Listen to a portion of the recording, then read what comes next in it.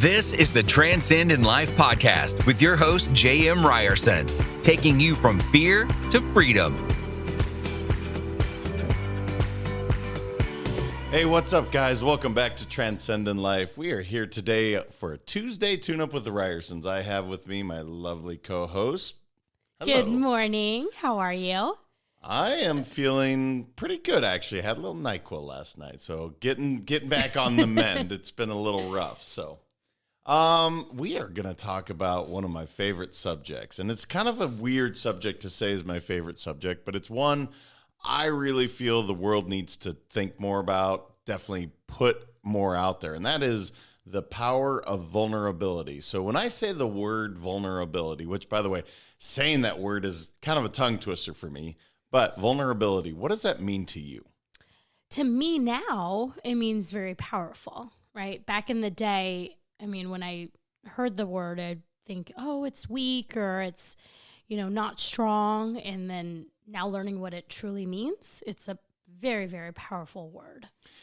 Yeah, that's definitely the common theme because you were quite literally putting yourself all out there. And so showing those emotions was known, I guess, historically as being weak, but it has flipped. We flipped it on its head a little bit. It's like, no, that's actually the strongest thing you can do.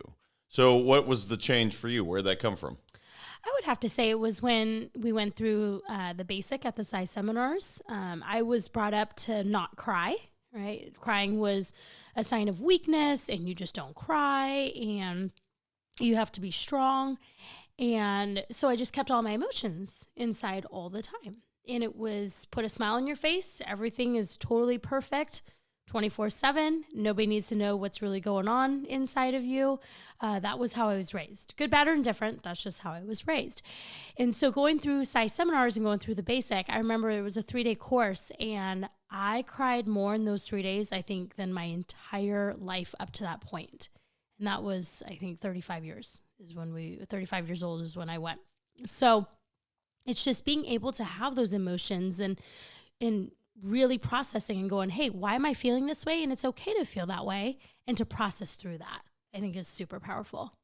Yeah, the word process through, there's a big meaning to that. It's not just like, again, take it, stuff it way down there so no one can see it. And then guess what? That's like a volcano ready to blow eventually. And it's not going to end up great. But that's how a lot of us were taught is to, no, you put on that face and you're fine. And this isn't to say, hey, just go out there and cry all the time, right? That's not the point. But it is to say, don't just stuff that stuff down there. So then when it does come out, it's like, whoa, where'd that come from? For me, I would say Brene Brown has been, and she is the leading person in the world when it comes to shame, vulnerability, some of those scary words for a lot of people. But you watched her Netflix special. I don't know if you've read all her books yet, but you definitely watched the Netflix special. So what'd you think of it? Yeah, it's just so amazing, right? I mean, just flipping it on its head, as you said before, and really, it was just profound for me. Like listening to her talk about it's okay, to have these feelings. And I've read, I want to say 2 of her books, and it's very simple, right? When you're reading it, but after you start thinking about it, you're like, wow, that is really profound. What she's saying is really true. And it's okay to have these emotions. It's okay to have feelings. It's okay to talk about them. And it's healthy. Right at the end of the day, it's healthy. Yeah, one of the things that we continuously do for one another is check each other on this. And that's not just for vulnerability. That's for all things. But to where we will revert back to our old habits and be like, nope, I'm fine. Everything's good. And you're like, no, you're not fine. Let's talk this thing out. Let's get it out. And then inevitably, we always seem to feel better. Do you have specific tips for people because it's fine. Hey, let's be vulnerable. Put yourself out there. Take off the mask. Okay, that sounds really easy. But it's scary as shit for some people. Like that is a frightening proposition. So do you have any thoughts in terms of how to do that? I don't know whether it's Brene Brown or Psy or some other places that maybe they could look to really seek out how to do this. Yeah, absolutely. There's always tools out there, right? There's books, there's podcasts, there's a bunch of, places that you can go to read up and educate yourself on it. But I think the biggest switch for me was actually realizing who my closest people were in my life that I could trust, right? And they're my crew. You're in it. I've got a few very close guy friends and girlfriends that are in it. And it's anybody that I can turn to and just be myself. And that they're going to love you regardless. Right. I've got a very strong personality. Everybody knows that. Anybody who knows me knows that. And it's an acquired taste, right? Not everyone's going to love me, and that's okay. But the ones that do love me for every single part of me. And I know those are the people that I can go to and trust and talk to them and say, hey, these are my feelings, and they are going to be completely honest with me. Like my bestest friend from college, she's amazing, right? She's just this badass woman that's just purely amazing. And I can go to her with something and she can be completely vulnerable with me and say, hey, Lisa, you're crazy. Let's think about it this way. Or, you know what? You have a valid point here and I support you in this. Let's talk about it. Right. So having that really core group of people in your life, and it doesn't have to be many, it could be one or two. But having that sounding board and people that you trust that you can be absolutely vulnerable with. And I feel like that's over time as practice. And as you maybe grow your friendships with others, you would have a bigger support group there. Well, I learned something. I made your crew, that's good to know. You never know as a husband if you're like, am I in or am I out? No. Sometimes. Not always. Sometimes. Well, I feel like I'm in right now. So one of the things you kind of are talking about, and the best analogy I can use is putting masks on and taking them off. And early in life, so many of us and our kids, when you get to, I don't know when the age is, but let's say 5th, 6th, 7th, kind of middle school age, you're supposed to look a certain way to fit in, to really go along with the crowd. So you start putting on a mask. It's not who you really are, but it's who you want to look like. And what happens is you continue to put a mask on, then another mask on. Well, put on 1,000 masks over your life. That's really heavy. So trying to get to who you really are, that's not the easiest thing to do. And I want you to go back and look at the 4 or 5-year-old on the dance floor that does not care how they look. They are just out there, man. They are putting it out there. And that's maybe the best analogy I have. Does that make sense to you? Because I always talk about the masks on and taking those off and how freeing, getting that weight, all that off of you so people can see your true, authentic self. Yeah, totally. When you were talking about that, it actually brought me back to 3rd grade. Now, envision this, right? I'm going to give you all a picture. This is pretty funny stuff. But I think that was when 3rd grade was kind of my turning point going, oh, I have to look a certain way. I have to be a certain way to fit in with the cool crowd or, whatever it was. And I just remember all I wanted was Z Cavaricci pants.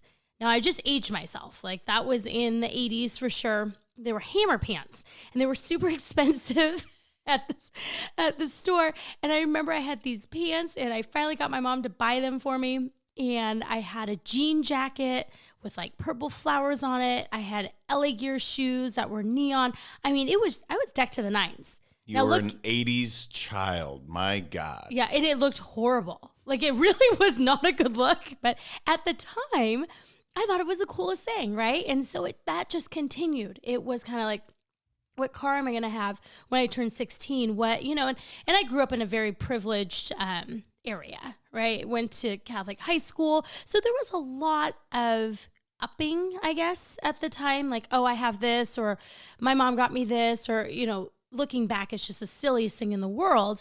But it wasn't until I think my turning point was college. I went off to college and now you're in a sea of 40,000 people. And there's all kinds of different walks of life, and you have to figure out who you really are at that point. And it's taken all these years, but now I honestly, there's still sometimes where I'm like, oh, I have to dress up or I have to look nice for certain things.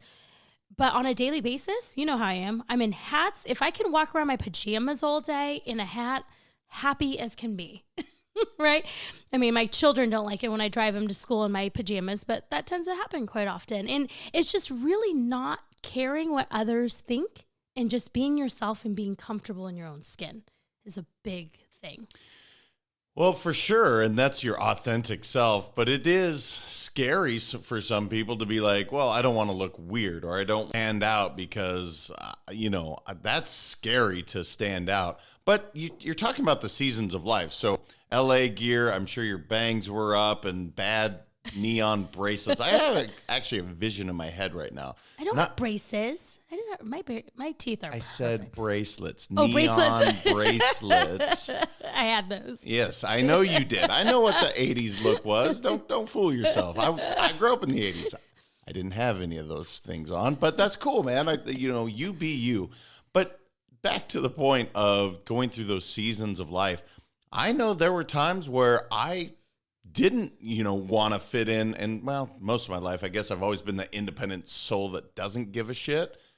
But there are times where you want to look a certain way. And I will tell you, every time I try and fit in and not just be me, it weighs you down and you don't feel good. So I guess what I'm saying to anybody out there, if you're ever struggling with this, write down what you're feeling. I cannot talk about it enough. Journaling, putting it out there, because if nothing else, there's no judgment there. It's just paper.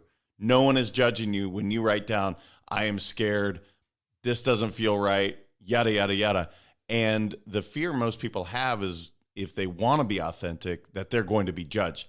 And that is scary, right? For you to be yourself and for somebody to look at you and say, nope, you're wrong, you're this, you're that, that is scary. So I do understand that. So journaling would be one of the things for me. You said talking it out with friends, having that support system.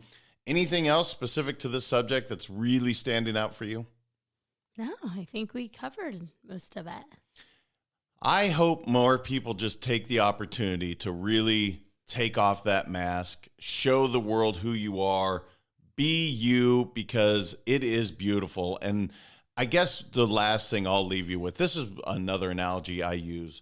When you're watching an award show, there's two people that get up there and speak.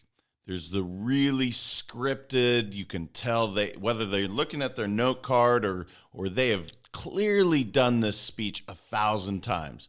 And it sounds amazing. You're like, wow, they literally hit every point. They thanked every person appropriately. They just nailed it. And then you get somebody up there and they are unscripted. They come from the soul, like deep. They are crying on stage. They're kind of a blithering idiot. But you look back and you say, who do you remember 2 years from now, 20 years from now? I promise you, it is not that scripted speech. It is that person that came from deep in their heart and just spoke from deep.